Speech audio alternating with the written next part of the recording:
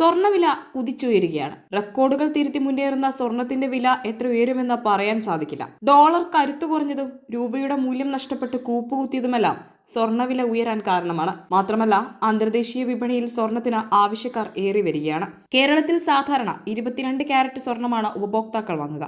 ഇതിന്റെ വില ഓരോ ദിവസവും ജ്വല്ലറികളിലെ ബോർഡുകളിൽ പ്രസിദ്ധീകരിക്കും. 91% സ്വർണവും ബാക്കി 9% ചെമ്പും ചേർന്നതാണ് 22 കാരറ്റ് സ്വർണം.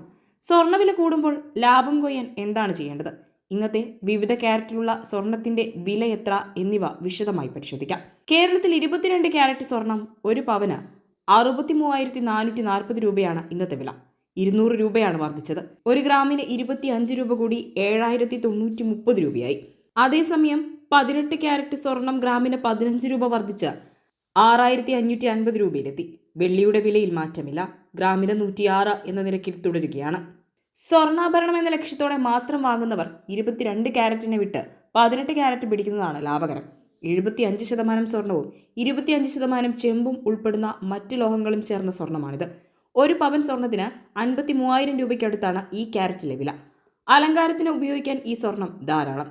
ഇതിന് വിപണിയിൽ ആവശ്യക്കാർ ഏറിയിട്ടുമുണ്ട്. വിവാഹ ആവശ്യങ്ങൾക്ക് സ്വർണം വാങ്ങുമ്പോൾ ലാഭം കൊയ്യണമെങ്കിൽ അഡ്വാൻസ് ബുക്കിംഗ് സംവിധാനം മാത്രമാണ് പോംവഴി. 6 മാസം 1 വർഷം വരെ കാലാവധിയിൽ അഡ്വാൻസ് ബുക്കിംഗ് ചെയ്യാം. നൽകുന്ന പണത്തിനനുസരിച്ചാണ് ജ്വല്ലറികൾ ഇതിന്റെ കാലാവധി നിശ്ചയിക്കുക. വാങ്ങുന്ന സമയത്തെയും ബുക്ക് ചെയ്യുന്ന സമയത്തെയും വിലയിൽ ഏതാണോ കുറവ് ആ വിലയ്ക്ക് സ്വർണം വാങ്ങാൻ സാധിക്കുമെന്നതാണ് മെച്ചം. നിക്ഷേപമായി സ്വർണത്തെ കാണുന്നവർക്കും ലാഭമുണ്ടാക്കാൻ ഏറ്റവും നല്ല മാർഗം 24 കാരറ്റ് സ്വർണം വാങ്ങുന്നതാണ്. ഈ കാരറ്റിലുള്ള സ്വർണത്തിൽ മറ്റു ലോഹങ്ങൾ ഉണ്ടാകില്ല. ഒരു ഗ്രാമിന് 8,600 രൂപയ്ക്ക് മുകളിലാണ് വില. വ്യാപാരം പുരോഗമിക്കുന്നതിനനുസരിച്ച് ഓരോ നിമിഷവും വില കൂടുകയും കുറയുകയും ചെയ്യും. നിശ്ചിത വിലയിൽ സ്വർണത്തിന്റെ വില നിൽക്കില്ല എന്ന് ചുരുക്കം.